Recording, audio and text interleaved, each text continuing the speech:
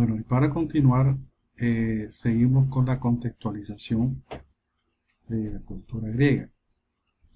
Podemos ver que la cultura griega o los griegos tenían muchos estados.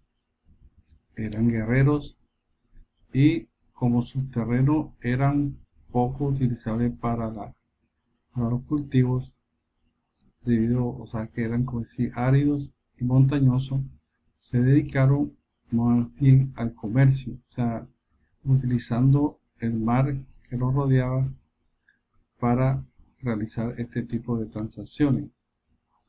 También fueron guerreros, politeístas, creían en muchos dioses. También, o sea, como podemos ver, al estar separados, estaban divididos en muchos estados, están como separados.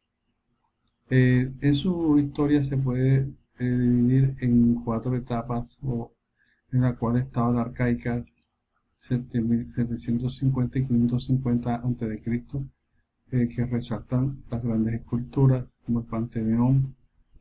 La época clásica, del 500 y 323 a.C., en el cual hubo florecimiento de la construcción.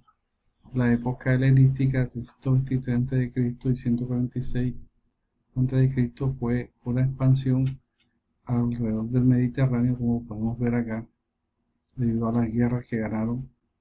Y la época grecia romana también, que cogieron parte del territorio italiano acá. Y la época antigua tardía, donde se prohibió la religión.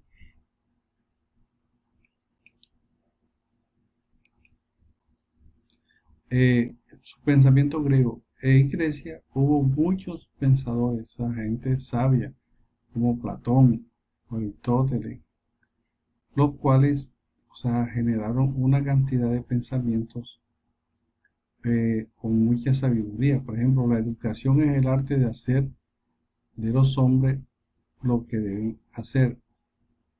El que aprende y no practica lo que sabe es como el que ara y no siembra. Podemos ver en estos pensamientos esa gran sabiduría que ellos tenían, productos de sus investigaciones, de su análisis, los cuales, o sea, son muy ciertos. O sea, podemos, por ejemplo, que siempre llega el comienzo de la sabiduría es el silencio, como también esa muy popular que dice: yo solo sé que nada sé.